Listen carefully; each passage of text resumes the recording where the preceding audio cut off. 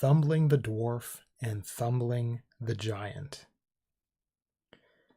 So a dwarf is just meant to be a smaller than typical person, and a giant is probably, in this case, they mean like a mythological giant who's huge, not just a taller than typical person.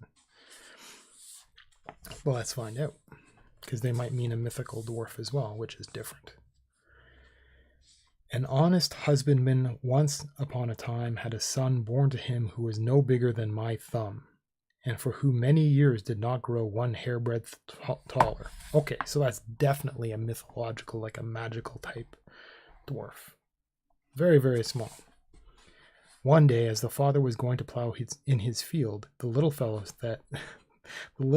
said, "Father, let me go too." "No," said his father, "stay where you are.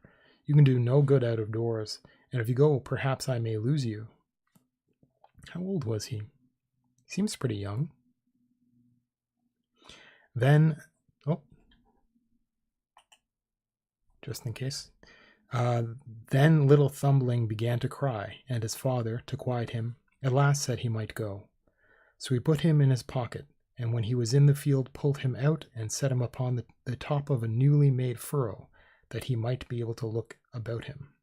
So he wants to keep an eye on him, make sure he doesn't, if he's like this big, doesn't want to lose him.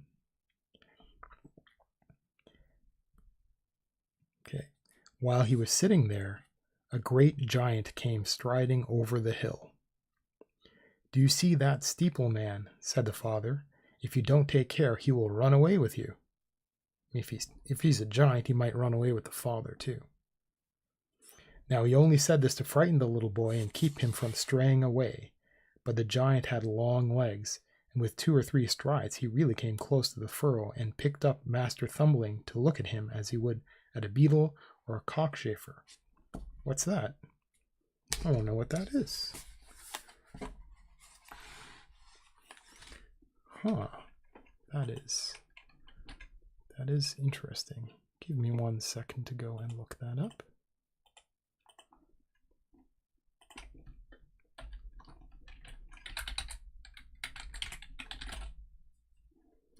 And let us look that up together.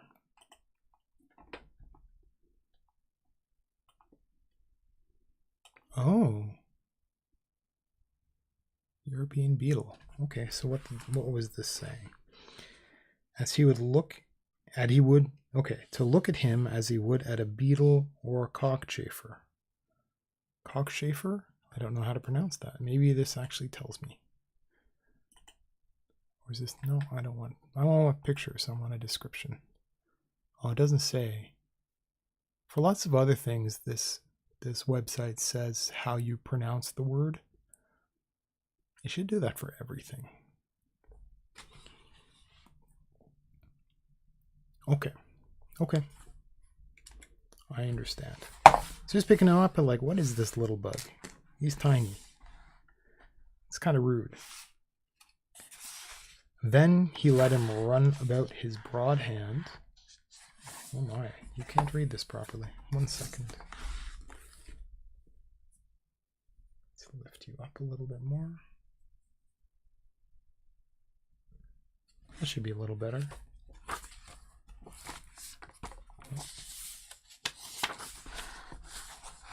That's still not very good. Okay, let's try harder. Up high, up high. Good. I am not. There we go. That's a lot better, I think. Technical difficulties. Be patient with me. This used to be a lot better. Why? Do I need it much, much taller? I need it much, much taller. That's unusual. Maybe it's because it was like this. Right? Huh. I don't understand. It's a little bit awkward to hold the book this way right now. Maybe I was zoomed in double, and that's why.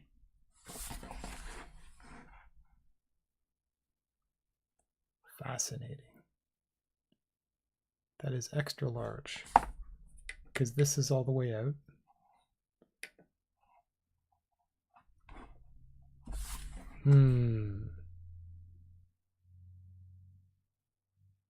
That doesn't seem right. None of this seems right. None of this seems right. I apologize. I am stopping for a moment. Like that. Out more. So you have to make these mistakes to learn a little bit better. Okay. Sometimes good enough is good enough, and trying for perfection is just wasting time instead of approaching a goal. I could talk more on that, but not right now. Okay. So the giant picked him up and went, "Oh, what is this?" Then he let him run about his broad hand, and taking a liking to the little chap, went off with him. Okay. The father stood by all the time, but could not say a word for fright. He thought his child was really lost, and that he should never see him again. But the giant took care of him at his house in the woods, and laid him in his bosom, and fed him with the same food that he lived upon himself. So, like, laid him in his bosom. So bosom is right here. So maybe he's going to sleep on his back, and he'd just be like, put my little friend there, and little friend would curl up and like sleep on in his shirt or something. Okay, so Thumbling, instead of being a little dwarf, became like the giant, tall and stout and strong. So it was the food that made the giant tall, and the same food is making the little son also tall. At the end of 2 years, when the old giant took him into the woods to try him and said, "Pull up that birch tree for yourself to walk with," the lad was so strong that he tore it up by the root. The giant thought he would make him a still stronger man than this, so after taking care of him 2 years more, he took him into the wood to try his strength again. This time he took hold of one of the thickest oaks and pulled it up as if it were mere sport to him. Then the old giant said, "Well done, my man, you will do now." So he carried him back to the field where he first found him. His father happened just then to be plowing his field again, as he was when he lost his son. The young giant went up to him and said, "Look here, father, see who I am? Don't you know your own son?" But the husbandman was frightened and cried out, "No, no, you are not my son. Begone about your business." "Indeed, I am your son. Let me plow a little. I can plow as well as you." "No, go your way," said the father. But as he was afraid of the tall man, he at last let go of the plow and sat down on the ground beside it. Then the youth laid hold of the plowshare, and though he only pushed with one hand, he drove it deep into the earth. The plowman cried out, "If you must plow, pray do not push so hard. You are doing more harm than good." He might be so strong that he'd break the plow, because he can pull up trees, remember. But his son took off the horses and said, "Father, go home and tell my mother to get ready a good dinner. I'll go round the field meanwhile." So he went on driving the plow without any horses till he had done 2 mornings' work by himself. Now, his mother would recognize him. Moms are like that. Then he harrowed it. Oh, I don't know what harrowing is. Let's go find out what harrowing is. Harrow. A harrow is a tool. Okay, so what does this say? So he went on driving the plow without any horses till he had done 2 mornings' work by himself. Then he harrowed it. I always thought they were kind of the same thing. It's an implement for breaking up and smoothing out the surface of the soil.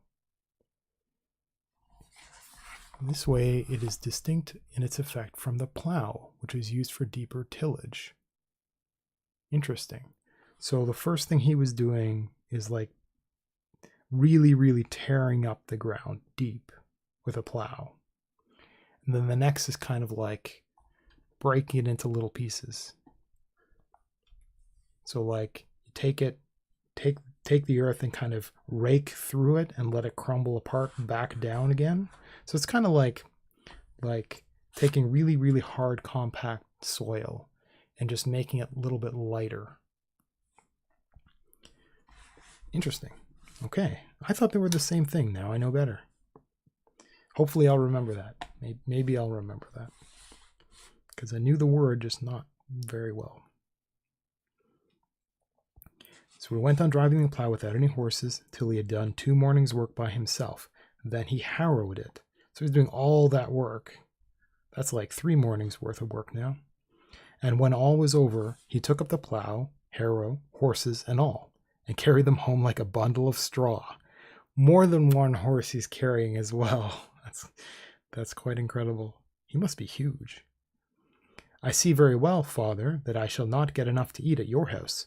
So if you give me an iron walking stick so strong that I cannot break it against my knees, I will go away again. He's still afraid of him, so... The husbandman very gladly put his 2 horses to the cart and drove them to the forge, and brought back a bar of iron as long and as thick as his 2 horses could draw. That's pretty big. Then away he went and turned blacksmith, and travelled till he came to a village where lived a miserly smith who earned a great deal of money, but kept all he got to himself and gave nothing away to anybody. Well, that's kind of like most people. I guess maybe he doesn't even have friends or anything like that. So he's grumpy. The first thing he did was to step into the smithy and ask if the smith did not want to hire a journeyman. Aye, said the cunning fellow, as he looked at him and thought what a stout chap he was, and how lustily he would work and earn his bread. What wages do you ask? I want no pay, said he, but every fortnight, when the other workmen are paid, you shall let me give you 2 strokes over the shoulders, just to amuse myself. So that's like whipping or spanking or something like that. I'd say no. That's not worth it, even though not from a man that big. Because he's really greedy, right? The old smith thought to himself he could bear this very well, and reckoned on saving a great deal of money, so the bargain was soon struck. I wonder if he could, so it's 2 strokes, so I wonder if he could just fire him before, if the first one hurts too much, he'll fire him and then not get the second one. The next morning the new workman was about to begin to work, but at the first stroke that he lit, when his master brought him the iron red hot, he shivered it to pieces, and the anvil sank so deep into the earth that he could not get it out again. This made the old fellow very angry. Holla, cried he, I can't have you for a workman. You are too clumsy. We must put an end to our bargain. Very well, said the other, but you must pay for what I have done. No. Maybe, see, if I was the miserly guy, I would say, no, you've wrecked everything here. You should owe me money. So let me give you only 1 little stroke, and then the bargain is all over. So saying, he gave him a thump that tossed him over a load of hay that stood near. Then he took the thickest bar of iron in the forge for a walking stick and went on his way. So basically he went in, made a bargain, stank at his job because he didn't know what he was doing, assaulted the owner, stole from him, and just left. Nobody can do anything because he's a giant, right? Like this other giant that kind of fed him wasn't very good as an example. Maybe it's because he was living in a cabin in the woods. So none of the good after, how many years? It's more than 2 years, right? Oh, I don't know. So more than 2 years. He was kind of being raised by this other giant, so maybe he doesn't know manners or anything like that. I don't know how old he was when he was stolen from his father. Okay. So he stole a bar of iron for a walking stick, which, I mean, he's so strong and heavy that if he was carrying a giant iron bar, wouldn't it just poke holes in the ground as he tried to walk with it? Okay. When he had journeyed some way, he came to a farmhouse and asked the farmer if he wanted a foreman. Okay. A farmer. Why would a farm... So foreman, I would think, as being somebody who does construction or maybe bricks or it's like building. And maybe for something like mining as well. It's like management for a lot of different people. The farmer said yes, and the same wages were agreed on as before with the blacksmith. But a foreman isn't like a new person. Like that's a really experienced, intelligent person. That's a manager. And this farmer didn't know if this giant was any good. So I don't believe that. That wouldn't happen. That's silly. The farmer said yes. Okay. The next morning, the workmen were all to go into the wood, but the giant was found to be fast asleep in his bed when the rest were all up and ready to start. "Come, get up," said one of them to him. "It is high time to be stirring. You must go with us." "Go your way," muttered he sulkily. "I shall do my work and get home long before you." So he lay in bed 2 hours longer, and at last got up and cooked and ate his breakfast, and then at his leisure harnessed his horses to go to the wood. Why does he need horses? Just before the wood was a hollow way through which all must pass, so he drove the cart on first and built up behind him such a mound of faggots and briars that no horse could pass. Okay, so faggots are the term is for bundles of sticks. So usually what happens is, so a person wants to go into the woods to get firewood. There's really like 3 different kinds of firewood. Okay, so there's you might think of, so you've got a woodcutter. So you've got a woodcutter who's got like a big axe, and most people when they think of starting a big fire, they would have like logs, and there would be the little stump, and there would be a little piece of a log, and they'd split it with an axe, and you got those pieces, and those would be like your firewood. But there's really 3 kinds. So you can't take a log like that and just hold a match to it. It's not going to start on fire unless you're very lucky, because it's too big and thick and hard, and it's just so compact that the fire is just going to lick against it and not really catch it on fire. So you start with kindling. Kindling is like bits of straw and like shredded bark and tiny pieces of wood and stuff like that. And faggots are in between, where you've got like, not like branches, and you wouldn't want to take, it would have to be dry, so it wouldn't be something you break off of a regular tree. So it would be like the stuff that you'd find in the ground all over the place, where maybe a tree dropped it for some reason, but so it's like thicker than brush. And you take a whole bunch of them and you'd kind of bundle them up to carry them back. So you'd have some kindling to start a tiny fire, then you add some of these other tiny little pieces of wood, and then you have your larger like split logs for making the fire. And if it's outside and you want it to be huge, you might like put a log on it or something crazy, but you almost never want a fire that big unless it's a huge festival. So what this giant is doing, he's driving a cart, which I don't believe, so maybe he's walking behind it. And so it's like a cart that would carry huge logs or something like that. And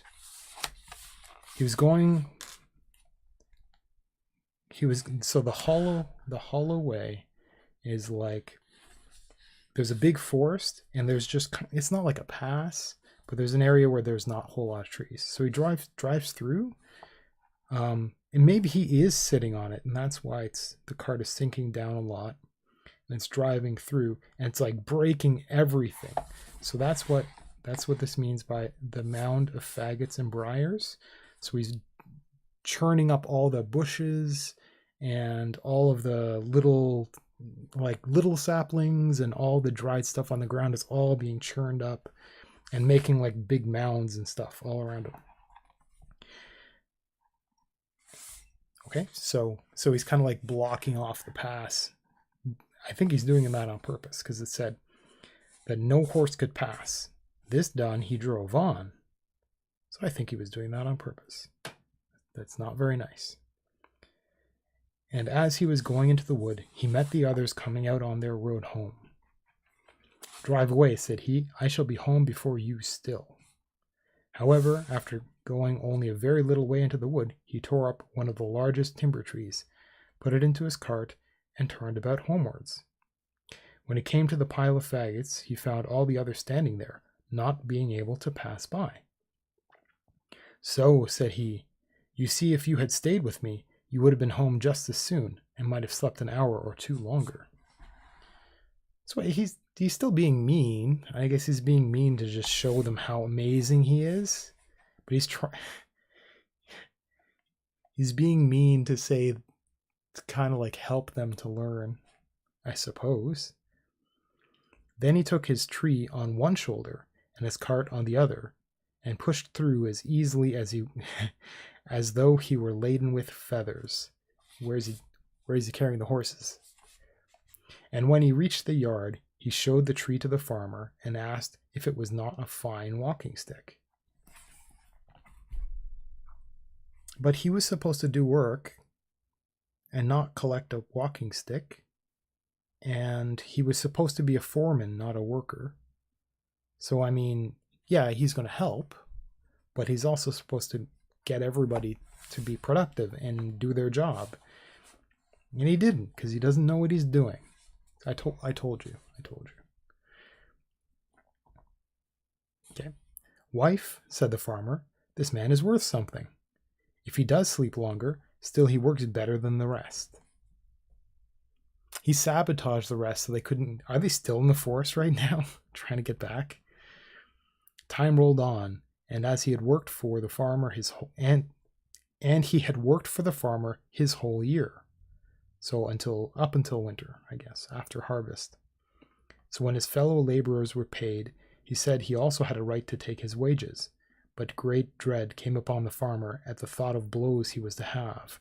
So he begged him to give up the old bargain and take his whole farm and stock instead. Ouch. Not I, said he. I will be no farmer. I am foreman, and so I mean to stay and to be paid as we agreed. Ouch. Consequences.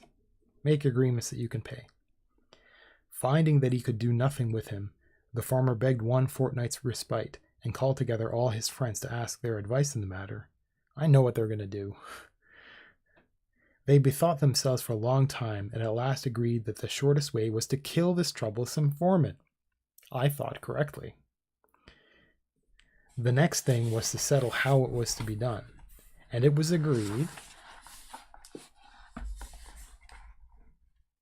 that he should be ordered to carry into the yard some great millstones and put them on the edge of the well.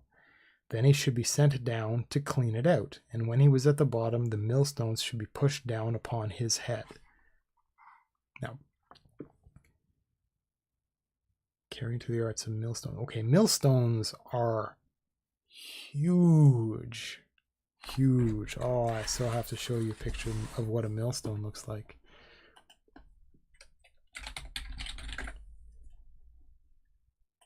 Okay, so millstones are... Okay, they're not that huge. Fine. So here's a person and a millstone. So if this entire thing was made of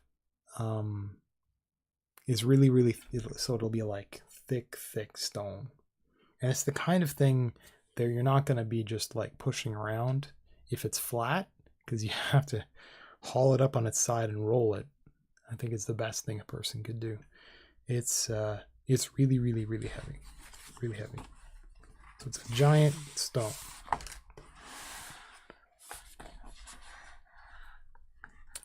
Okay. So they want to push those down on his head in the well. Everything went right, and when the foreman was safe in the well, the stones were rolled in. As they struck the bottom, the water was splashed to the very top. Of course, they thought his head must be crushed to pieces, but he only cried out, "Drive away the chickens from the well. They are scratching about in the sand above, and they throw it into my eyes so that I cannot see." Wow. When his job was done, up he sprang from the well, saying, "Look here, see what a fine neckcloth I have." And he pointed to one of the millstones that had fallen over his head and hung about his neck. The farmer was again overcome with fear and begged another fortnight to think of it. So his friends were called together again, and the last gave this advice: that the foreman should be sent and made to grind corn by night at the haunted mill, whence no man had ever come out alive in the morning. That very evening he was told to carry 8 bushels of corn to the mill and grind them in the night. Away he went to the loft, put 2 bushels into his right pocket, 2 into his left, and 4 into a long sack slung over his shoulders, and then set off to the mill, the haunted mill. The miller told him he might grind there in the daytime, but not by night, for the mill was bewitched, and whoever went in at night had been found dead in the morning. "Never mind, miller, I shall come out safe," said he. "Only make haste and get out of the way, and look out for me in the morning." So he went into the mill and put the corn into the hopper, and about 12 o'clock sat down on the bench in the miller's room. After a little time, the door all at once opened of itself, and in came a large table. On the table stood wine and meat and many good things besides. All seemed placed there by themselves. At any rate, there was no one to be seen. The chairs next moved themselves around it, but still neither guests nor servants came, till all at once he saw fingers handling the knives and forks and putting food on their plates, but still nothing else was to be seen. So like ghosts or something? Now our friend felt somewhat hungry as he looked at the dishes, so he sat himself down at the table and ate whatever he liked best. Ooh. Well, I mean, if it's a table that comes in and just like...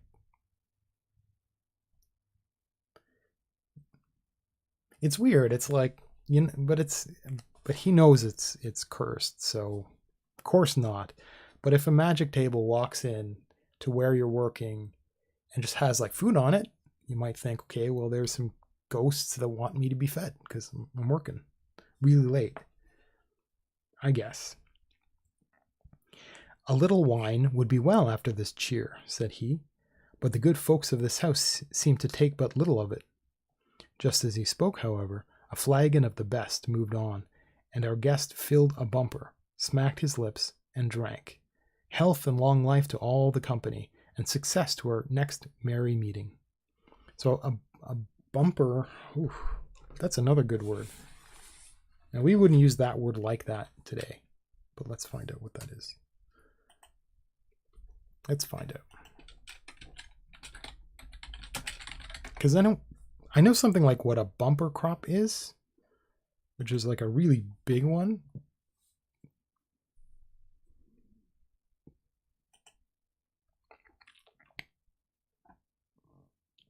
Yeah, a drinking vessel filled to the brim.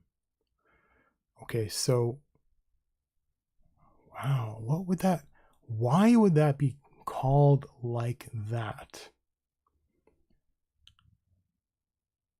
Because I know how to describe something called a meniscus, which is if you take a cup and you fill it right up to the top, just before it spills over, you'll actually look at it and it won't be flat across. The water will actually have this little bump. So I've always thought that the reason it's called a bumper is because you could fill a thing with it, and the thing you fill, you could put more than just the flat. You put a little heap on top. So if it was a bumper crop, you put all your stuff, and it It would end up being like a big pile, not just kind of a flat amount. Okay, so he's got a huge, well, I mean, it's a, what was it, a cask? Let me find my place.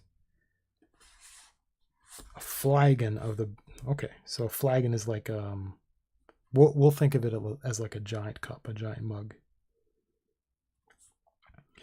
When they had had enough, and the plates and dishes, bottle and glasses were all empty, of a sudden something unseen blew out the lights. Never mind, thought he. One wants no candle to go to sleep by. But now that it was pitch dark, he felt a huge blow fall upon his head. Foul play, cried he.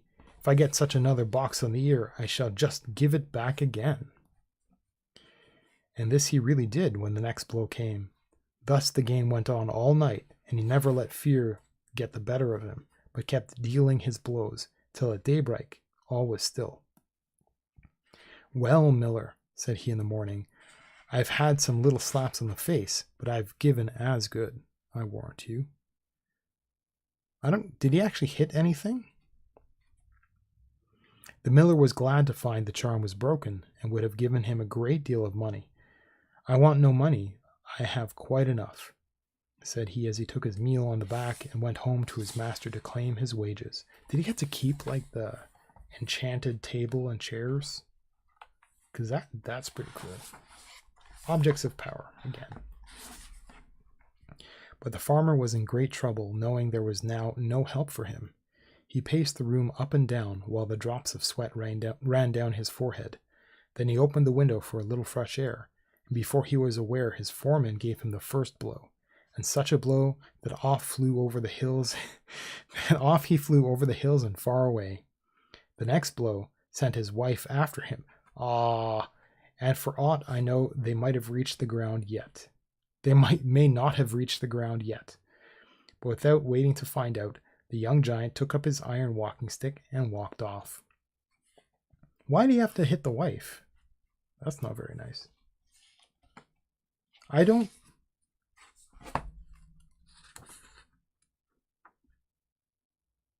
So he got kidnapped. He got raised by a giant in the woods. His father didn't recognize him. Maybe he didn't even meet his mother again. He left his father. He tried to get a couple of jobs. And so he's kind of like wandering around trying to work like a regular person. But he's still kind of a giant. And it's not really working very well.